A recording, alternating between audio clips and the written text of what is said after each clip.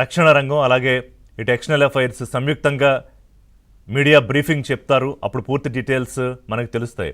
కానీ ప్రస్తుతం బార్డర్ దగ్గర ఉన్న ఉద్రిక్త పరిస్థితి నిజంగానే అక్కడ విమానాలు F-16 అలాగే చైనా ఇచ్చిన J-17 యుద్ధ విమానాలు కూలిపోయాయా?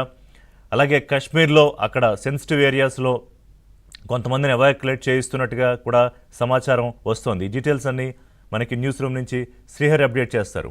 Srihari, over to you. Rishi, కొన్ని కీలకమైనటువంటి అప్డేట్స్ మనం చూసుకోవాలి. ప్రధానంగా ఈ యొక్క ఉగ్రదాడికి సంబంధించినటువంటి తర్వాత ఇది ప్రతి దాడిగానే కేంద్ర హోంశాఖ మంత్రి అమిత్ షా కూడా స్పందించారు. ఆయన చేసినటువంటి ప్రకటనను ఒకసారి మనం చూస్తే, ఉగ్రవాదాన్ని కూకటి వేళ్లతో పెకిలిస్తాం, భారత్పై దాడి చేస్తే తగిన విధంగా కూడా రియాక్ట్ కాబోతున్నాం అనేటువంటి విషయం చెప్పారు. పహల్గామ్ దాడికి ప్రతీకారంగానే భారత్ బలగాలు ఆపరేషన్ కగార్కు ఏదైతే మనం చూస్తూ వచ్చాం, ఆ ఆపరేషన్ సంబంధించినటువంటి సింధూర్కి సంబంధించినటువంటి వ్యవహారంలో చాలా క్లియర్గా దీనికి సంబంధించినటువంటి విషయం పైన కూడా చేశాం. అవసరమైతే ఆపరేషన్ సింధూర్ 2 కూడా చేసేదానికి సిద్ధమని చెప్పి ఈ విధంగా మన బలగాలు సిద్ధమయ్యాయి. ముఖ్యంగా త్రివిధ దళాలు కూడా ప్రస్తుతం జరిగినటువంటి ఆపరేషన్ సింధూర్ సంబంధించినటువంటి విషయంలో ఎట్టి పరిస్థితుల్లో కూడా ఈ యొక్క వ్యవహారంలో వెనక్కి తగ్గేది లేదు అనేది మాత్రం చాలా స్పష్టంగా కనిపిస్తోంది.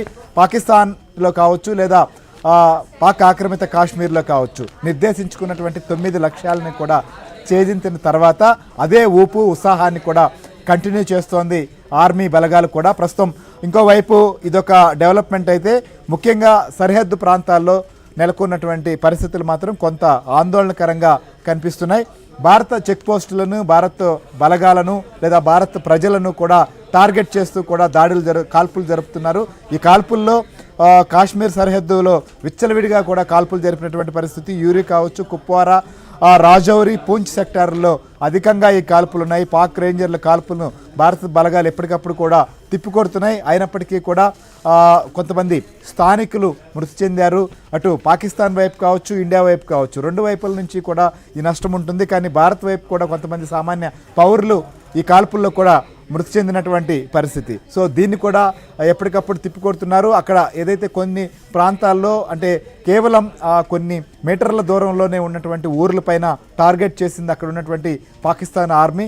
సో అక్కడ ప్రజలను రక్షణ కల్పిస్తున్నారు. అవసరమైతే అక్కడి నుంచి కూడా వారిని సురక్షిత ప్రాంతాలకు తరలించేటువంటి ఏర్పాట్లు కూడా ఇంకొక వైపు చేస్తున్నారు. సో ఇదొక డెవలప్మెంట్ అయితే ప్రస్తుతం జరుగుతున్నటువంటి పరిణామాలపైన.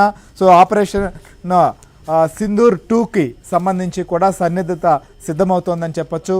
ప్రధాని నరేంద్ర మోదీతో ప్రస్తుతం ఏదైతే దీనికి సంబంధించినటువంటి విషయం పైన ఎలా చేయాలి, ఏం చేయాలి, నెక్స్ట్ స్టెప్ ఎలా ఉండబోతోందనే దానిపైన కూడా దోవల్ సమావేశమయ్యారు. వీరి తర్వాత ఇప్పుడు త్రివిధ దళాలకు సంబంధించినటువంటి చర్యలు ఏం చేశారు, ఈ దాడికి సంబంధించినటువంటి అంశాన్ని కూడా మీడియాకు మరికొన్ని నిమిషాల్లోనే మీడియా ముందుకు కూడా రాబోతున్నటువంటి పరిస్థితి. సో మీడియాకు అన్ని వివరాలు కూడా వెల్లడించబోతున్నారు. సో ప్రస్తుతం ఏదైతే ఆపరేషన్ సింధూర్లో పాకుకైతే మాత్రం తీవ్ర నష్టం సంభవించిందని మాత్రం స్పష్టంగా అర్థమవుతోంది. చైనా ఇచ్చినటువంటి J-17 యుద్ధ విమానాన్ని కూడా భారత్ బలగాలు ధ్వంసం చేశాయి. ఇంకోవైపు భారత్ సంబంధించినటువంటి దాడుల్లో పాక్కు అమెరికా ఇచ్చినటువంటి F-16 యుద్ధ విమానాన్ని కూడా భారత బలగాలు ధ్వంసం చేసినటువంటి పరిస్థితి. సో దీనిపైన కూడా ధృవీకరించాల్సి ఉన్నప్పటికీ ఖచ్చితంగా పాకిస్తాన్కి సంబంధించి ఏదైతే దాడులను తిప్పుకొట్టేందుకు కానీ దాడులకు సంబంధించి తెగబడినా కూడా ముందు టార్గెట్ ప్లేసులు రీచ్ అయ్యే విధంగా చేశారు. కానీ ఈ ప్రాంతాల్లోని ఉగ్రవాదులకు సంబంధించినటువంటి వారిని కూడా ఉంచినటువంటి డౌట్ వచ్చింది. ఆ నేపథ్యంలోనే ఆ ప్రాంతాల్లో కూడా దాడి చేశారనేది మాత్రం తెలుస్తోంది. దీనికి సంబంధించి ఒక క్లారిటీ రావాల్సి ఉంది. అయితే మొత్తానికి